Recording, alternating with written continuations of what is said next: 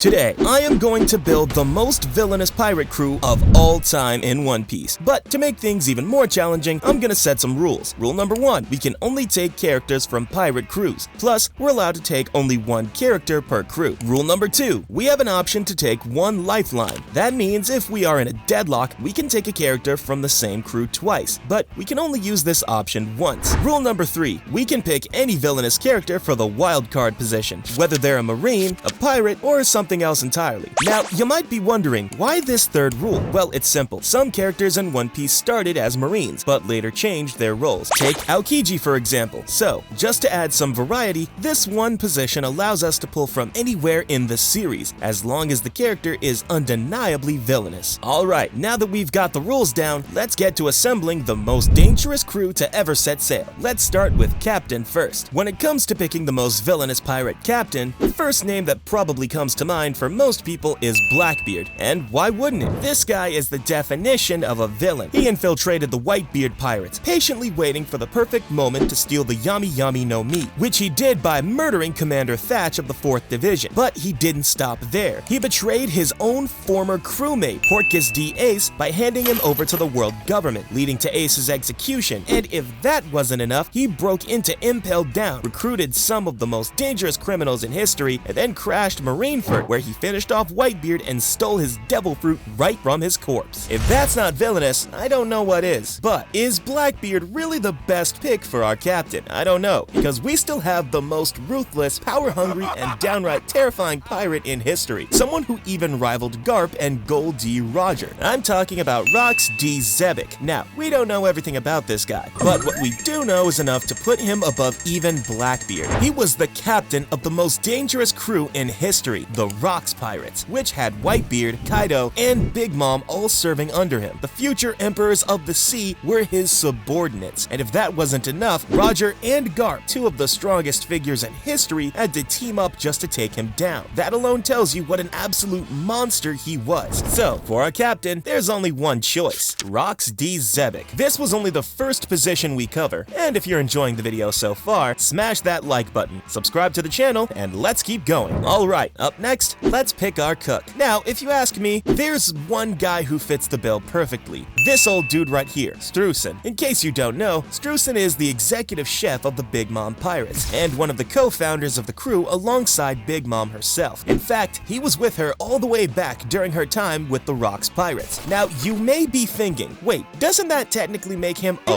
Rox Pirate? And if so, doesn't that mean we can't choose him? Well, not exactly. He's currently a Big Mom Pirate, so yeah, we are definitely picking him. As the head chef of the Big Mom Pirates, Streusen is a master of his craft with over 60 years of experience. When it comes to food, he's got absolute authority, commanding an entire team of chefs to prepare gigantic, highly intricate dishes, like the wedding cake, which was so masterfully crafted that even Big Mom herself considered it to be a culinary masterpiece. So yeah, for our cook position, there's no better choice than Streusen. Now, what about the right-hand man? For this role, we could consider a lot of characters, but I think Blackbeard is the perfect pick. Here's why. If our captain is Rox D. Xebec, we need someone who is strong enough to stand by his side, not necessarily on the same level, but at least close enough to be considered a true right-hand man. And with a bounty of over 3,996,000,000 berries, Blackbeard is certainly no slouch. He's already incredibly strong with his Yami Yami no Mi, which gives him the ability to create, control, and even transform his body into darkness. The darkness itself has some pretty wild properties. It has a gravity that pulls things in, much like a black hole, and even light can't escape it. The gravity is so powerful that it can crush anything in its path, and anything pulled into the darkness is trapped there until Blackbeard decides to release it. But that's not the most terrifying part. The scariest thing about the Yami Yami no Mi is that it allows Blackbeard to absorb or nullify other devil fruit powers. As long as he has physical contact with someone who has a devil fruit power, it's as if the victim never ate their fruit at all. To put it simply, Luffy's devil fruit is all about creation, while Blackbeard's is the opposite, absolute destruction. But wait, there's more. After obtaining the Gora Gora no Mi from Whitebeard, Blackbeard gained the ability to send shockwaves powerful enough to create cracks in the air and cause earthquakes. He can literally tilt an entire island, or even the seas around it. He's also been shown to use the shockwaves defensively, easily stopping attacks from Sengoku, who had the mythical Zoan Devil Fruit and was the fleet admiral at the time. So, for right-hand man, I choose Blackbeard. We talked about the right-hand man, but But what about the left hand now? Who do you think could fill our third position in this monster trio? Well, if you ask me, why not choose Kaido from the Beast Pirates? Like, he is certainly a beast. First of all, his durability is insane. This guy was attacked simultaneously by Luffy, Law, Kid, Zoro, Yamato, 9 Scabbards, and Killer, and he was still standing like nothing happened. That's some next level durability right there, and it's not just his toughness. Kaido has crazy stamina to back it up. It's even implied that during his early days, Kaido would allow himself to be captured just because he was hungry, using his captivity as a restaurant. He also clashed with Big Mom for 1 to 3 days and didn't show any injuries or fatigue, proving just how enduring he is. The first time he ever took a significant injury was during a battle with Kozuki Oden, a legendary samurai who wielded 2 of the 21 great grade blades, Enma and Ame no Habakiri, leaving Kaido with a scar on his body. On top of that, Kaido has immense mastery over Supreme King Haki, a rare form of Haki that only 1 in several million people can use. His clash with Big Mom caused an explosion of lightning that shook Onigashima and even split the heavens. That's not a feat that many can match. Kaido can also release extremely potent bursts of Supreme King Haki, which can not only damage the landscape around him, but also blow away opponents. What's even more impressive is his ability to use the advanced application of Supreme King Haki, infusing it into his weapons, particularly his Hasaikai. This creates thin streams of black lightning that radiate from it. When combined with his natural strength and armament Haki, Kaido can knock out powerful pirates like Luffy, Zoro, and Law in just a few strikes. So, for our left-hand man, Kaido is the obvious choice. Now that we have our monster trio, what about the Doctor? We could have chosen Doc Q for this role, but the problem is, we already took Teach from the Blackbeard Pirates, so we need to look for an alternative. Well, what if we go with Dr. Hogback? You see, despite working for a guy whose entire pirate empire revolved around dead bodies, Dr. Hogback was still a talented and revered professional within the One Piece world. He was often acclaimed for delivering miracle operations, and even Chopper, before realizing how disgraceful he had become, praised him constantly for his medical achievements. His talent was so exceptional that it caught the attention of Gecko Moria, who enlisted him to maintain his zombie army. And let's be honest, setting aside his villainous nature, the fact that he could create functioning bodies for a zombie army and was almost synonymous with reversing death is both impressive and terrifying. That's not just some ordinary doctor, that's a mad scientist level doctor. So yeah, for our doctor, let's go with Hogback. Now that we've got our cook, doctor, and monster trio in place, we still need something super important, the navigator for our crew. Well, there are a lot of characters we could have considered, but the thing is, we've already taken someone from most of those crews. And even if we have options left, they're not from Villainous crews.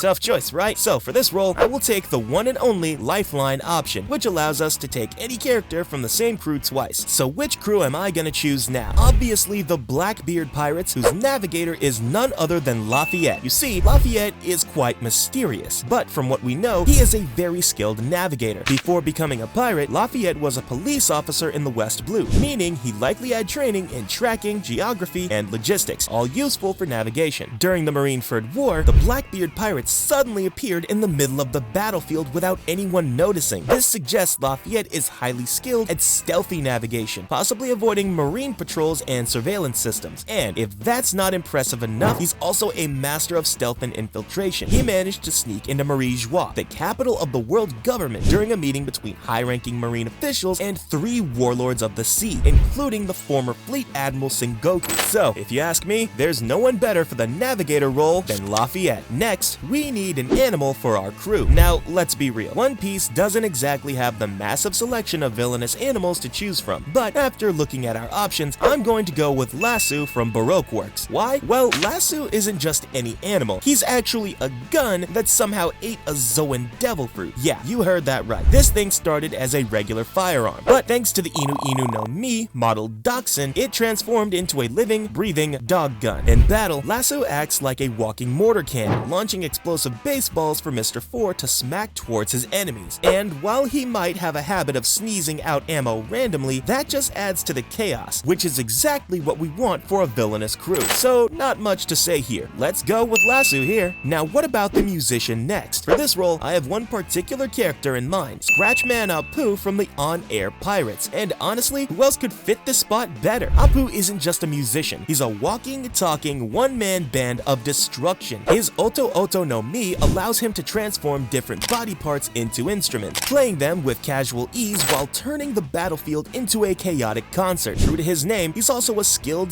DJ, dropping beats that hit harder than a Sea King on steroids. Now, let's not forget, while Apu prefers to fight at medium to long range using his devastating fighting music, he isn't completely helpless in close combat. Wielding a pair of tonfas, he's strong enough to parry attacks from two physically powerful foes at once, and even trade blows with Drake in his hybrid form. Sure, he may not be a classical musician like Brook, but when it comes to turning music into lethal firepower, Apu is in a league of his own, which is exactly what we want for this crew. So, for musician, let's go with Scratchman Apu. Next, let's choose an archaeologist for our crew. Okay, hear me out for a second. For this, I will be considering Enel. Now, I know you might think he's not from a pirate crew, right? But the thing is, Enel commanded a group of loyal subordinates, just like a pirate captain. His four priests, Satori, Om, Gigatsu, and Shura, acted as his officers, similar to pirate commanders. The Arc Maxim served as Enel's personal ship, just like a pirate captain has a flagship. So, looking at it from that angle, I'd say he fits the criteria. But why would Enel be a good archaeologist? Simple, he's got an insatiable thirst for knowledge. His entire journey to the moon was fueled by his desire to explore the unknown. He wasn't just messing around up there, he uncovered the history of the moon's lost race. That's the kind of curiosity you need in an archaeologist. And let's not forget his observation hockey. This guy could sense hidden ruins, artifacts, or underground structures without even lifting a shovel. Just by feeling presences, he could locate historical sites and lost text with ease. Oh, and remember how he instantly uploaded his consciousness into the moon's ancient technology? That means he could probably decode ancient languages and scripts faster than most scholars. So, looking at all these factors, I'd say Enel more than qualifies for this role. Next, let's choose a helmsman for our crew. Now, I'll be honest, we're a bit short on obvious candidates for this role, but I've got someone in mind, Alvida. You see, Alvida, the first antagonist in One Piece and the former captain of the Alvida Pirates, may not be widely recognized for her sailing skills, but she actually has traits that make her a good helmsman. First, before teaming up with Buggy, Alvida was the captain of her own crew, and while she wasn't a legendary navigator as a captain, she still had to steer and manage her ship, meaning she's got at least some experience at the helm. Then, there's her slip fruit. This ability makes her body completely frictionless, which might sound unrelated at first, but think about it. This could allow her to make fluid, precise movements while steering. No resistance, no wasted effort. Unlike other helmsmen who rely on raw strength, Alvida could control the ship's movements with complete smoothness. And finally, after joining Buggy's crew, she gained grand line sailing experience. Buggy may be a clown, but he's still a pirate who's traveled dangerous waters. By sailing with him, Alvida likely picked up advanced navigation skills, refining her abilities even further. So, for our crew's helmsman, let's lock in Alvida. Alright, we're almost at the end of the video, and if you haven't subscribed yet, what are you waiting for? Go ahead, click it. Next up, it's time to pick a strategist for our crew. For this, why not go with my guy Dofi? Donquixote Doflamingo, the former Shichibukai and the captain of the Donquixote Pirates, is hands down one of the most brilliant and manipulative characters in One Piece. You see, Doflamingo is a puppet master, and I don't just mean that literally with his string fruit. He's got people on strings, whether they're allies or enemies, using his charm, wit, and raw cunning to control anyone and everyone. Let's talk about his illegal activities for a second. Selling weapons, running criminal enterprises, and pulling the strings behind entire nations and markets. For instance, his role in the Smile production and his deal with Kaido show how he thinks on a long-term scale, manipulating the political and economic game to his advantage. Then, in Dressrosa, he took it a step further by setting traps and controlling Luffy's crew, making them play right into his hands. And the way he handled his fight with Law, pure strategy. He anticipated every move and countered it with ease. To sum it up, Doflamingo is the master of planning, executing, and manipulating. With his intelligence, ability to control the battlefield, and cold-hearted decision-making, he stays 2 steps ahead of anyone trying to stop him. So, for our crew strategist, there's no one better than Doflamingo. Next, we need a scientist for our crew. Now, hear me out for a second. I could have easily considered Caesar Clown here, but here's the thing. We just picked Doflamingo from the Donquixote Pirates, so we can't double up. Instead, I'm going with Vinsmoke Judge. Now, I know what you're thinking, he's not technically a pirate, but just like I explained with Enel earlier, his operations and procedures are pretty much the same as any pirate crew. So, by that logic, we're good to go. Judge's greatest strength lies in his bioengineering prowess, having designed the Vinsmoke siblings through genetic manipulation. He is responsible for creating and enhancing human soldiers that make up Germa 66's army, giving them superhuman strength and abilities. His ability to create and control powerful weaponry, including the raid suit for his children, showcases his mastery of both engineering and and biotechnology. He's also a former member of MADS, where he teamed up with none other than Vegapunk, the world government's top scientist. Together, they co-discovered the lineage factor, which years later helped Judge build his military might through cloning. So, for our crew scientist, I'm going with none other than Vinsmoke Judge. Alright, time to pick a sniper for our crew. Now, I'll be straight up with you. My choice is Chu from the Arlong Pirates. Yeah, I know, this might sound like a surprising pick, and you might have even forgotten about him, but that's exactly what makes this choice interesting. The Arlong Pirates were a group of strong, often underestimated characters. Chu, being a sniper, fits right into that theme. Sure, Chu's traits weren't always fully utilized, but imagine what could happen if we gave him a proper chance to shine. Being a fishman, he's got some serious physical strength that could give him a significant edge in any combat. And let's not forget his ability to swim at high speeds and endure underwater. That could be a game changer for long-range sniping, especially during battles on ships or even underwater. Something that regular snipers would have a tough time pulling off. Now, I know Chu isn't your typical sniper, but that's what makes him fun. Instead of relying on conventional firearms, he could take a more innovative physical approach to the role, blending his fishman strength with sniper precision. So, for this role, let's roll with Chu. And finally, we have our wildcard position. As we mentioned at the start, we can choose any villainous character here. So, who are we going to go with? Well, if you ask me, let's go with the Prince of Elbaf,